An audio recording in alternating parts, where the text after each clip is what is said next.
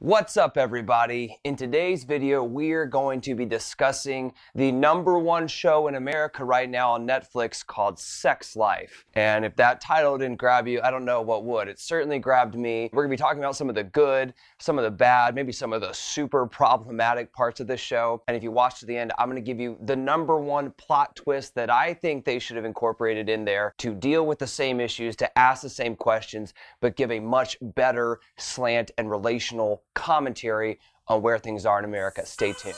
I'm Christopher Gill, and I've spent time thinking about relationships, studying them. I want to be your best friend, your brother, your daddy, and I hope that we can continue growing and talking about anything. Let's dive in.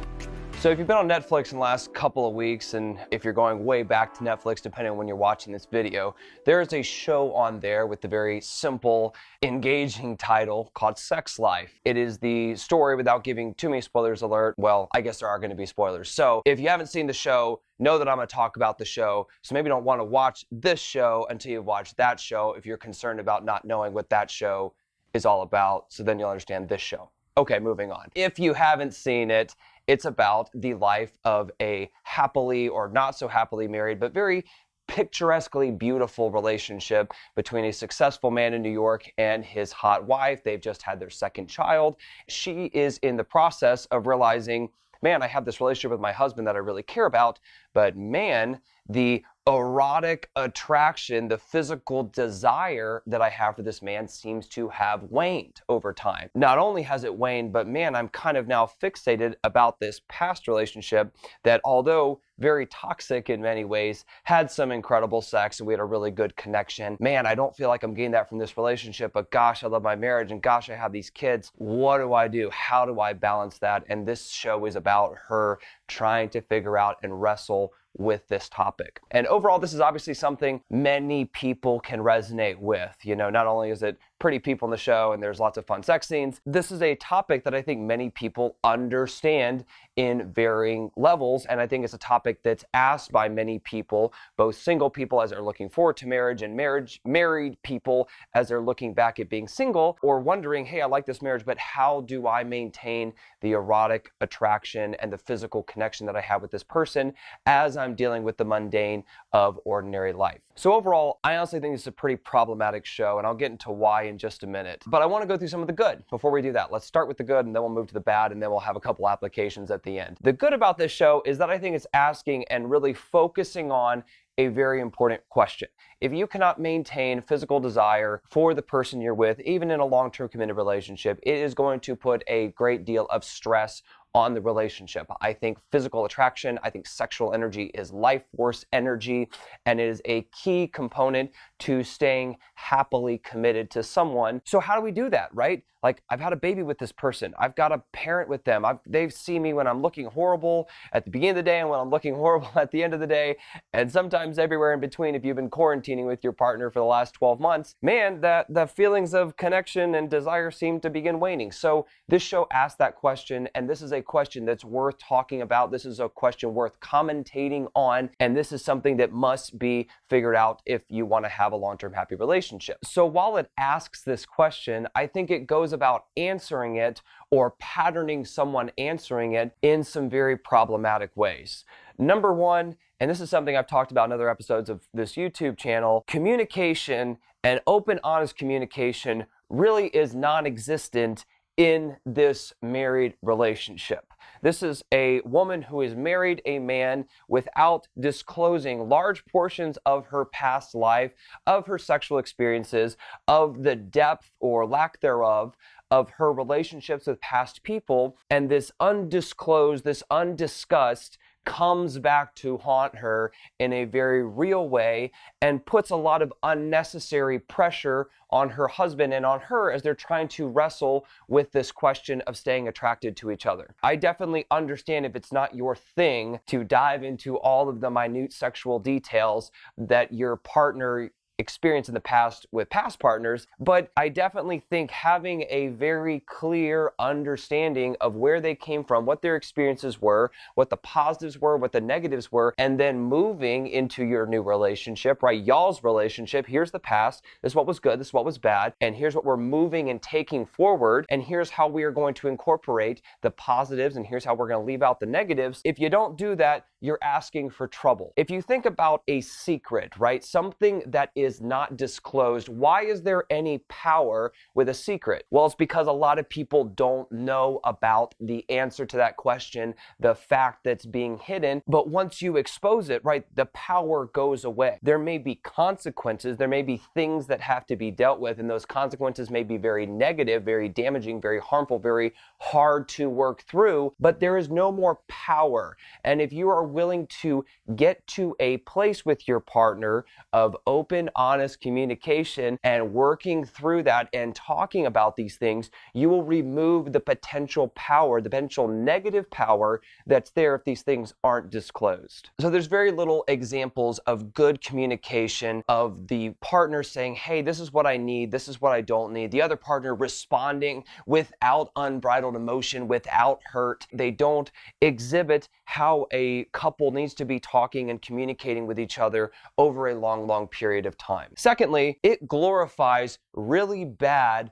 relational patterns and habits, even outside of communication. It shows people sneaking around, ex-boyfriend really not respecting the sanctity of the new relationship, and the girlfriend or the wife responding to that with, boundaries, and she's pushing back on it, but there's also intrigue there, right? She's still enticed by this person, and instead of realizing that anyone who would threaten or desire to sow seeds of doubt, sow seeds of contention in your current relationship, that's not going to be someone who's going to be able to respect your relationship with them if you got back with them, or if you moved on, if this is not someone you dated in the past, but you moved on and dated this person, that is not someone who's going to be a good partner for you. They don't respect your current relationship, which means they really don't respect you, so they're not going to respect you if you end up choosing them or deciding to be in a relationship with them. And that is not categorically shown to be a really, really bad thing. Another thing that I have a huge issue with is how they demonstrated and showed alternative relationship dynamics. And I'm talking about sex parties, I'm talking about open relationships, I'm talking about polyamory. These relational containers that many people have decided to adopt or have chosen to adopt and say, hey, this gives us a good balance on the safety, security, adventure, novelty graph that we talked about in a previous video, and something that's maybe emotionally open or just physically open, or something that we go and play at together. This isn't demonstrated in a way where everyone's being above board, everyone's kind of working for the best interest of each other, everyone's working to try to create a positive, successful dynamic for everybody involved. It's very selfish. You get yours, I get mine, and screw everybody else kind of thing along the way. And I've got a big problem with that as someone who has absolutely been a part of open, poly, and alternative relationship dynamics. Another thing that I think is really problematic, it is obvious that these people never considered that they would have to address this question. It shows very well the blindness that many people go into heterosexual monogamous relationships, and really just any relationship dynamic, if it is not discussed. I don't think there is any right or wrong default relationship that everyone should be in, and if your relationship doesn't look like this, it's kind of alternative and we probably shouldn't even discuss it. It's never shown that we can't talk about it, but even if you marry somebody, you may not always want to have sex with them. It's never shown or talked about before they got into the marriage, right? If it's never shown or talked about that this may be an issue with your marriage, you have obviously not created a plan of how you're going to work through this effectively, that you're going to work through this productively when these issues come out. I think one of the best things anyone considering marriage should absolutely do is come to terms with the fact that our physical, emotional connection for each other is not always going to be there. We might logically realize that this is still a good marriage, that this is something we want, that we love the life we built together, we love having children together, we love being on each other's teams, but there are other dynamics at play, there's also biological dynamics at play that you have to come and realize and say, hey, what are we going to do when these things come up? How are we going to discuss it? How are we going to not let the knee-jerk emotional reaction of, oh my gosh, my partner doesn't want to sleep with me all the time, they don't feel as into me anymore, and of course that has the potential to be very hurtful. And instead of going into it with eyes wide open, these people have obviously put on blinders, never considered this before, and have no idea how to productively work through this situation when it comes up in their marriage. So if something's all up, I really think that asking questions and talking about relationships and talking about dynamics that absolutely come into play in long-term committed relationships is an extremely important and very valuable thing to be doing. There are some real problems with how this is portrayed, how these characters go about trying to solve these issues, the band-aids they try to throw on these things. And frankly, I didn't even finish the show because I was just getting so fed up and frustrated by these bad relationship examples being portrayed and not being just categorically shown as very negative, damaging habits. I think a far more interesting show, to give you what you're probably here for, is what if this communication was done and there was hearkening back to before this person got married and they had been having these discussions about, hey, how are we going to productively work through this? Because it's still going to be difficult, right? There's always going to be an ego response of, oh my gosh, I'm not as physically in love with my partner anymore, but maybe patterning, hey, we thought through this, we came up with some ideas, and then showing how they tried to work through them with a little bit more forethought, with a little bit more of a productive, loving outcome. I think that'd be far more interesting and show us something different that's never been shown on television or Netflix before. So I hope this video gave you something to think about as you go and watch Sex Life, if you haven't already watched it, or as you're going back and rewatching the steamy sex scenes. I also want to challenge you to think through the cultural programming you're getting every single time you turn on the television, you listen to the news, you watch movies, or you listen to music.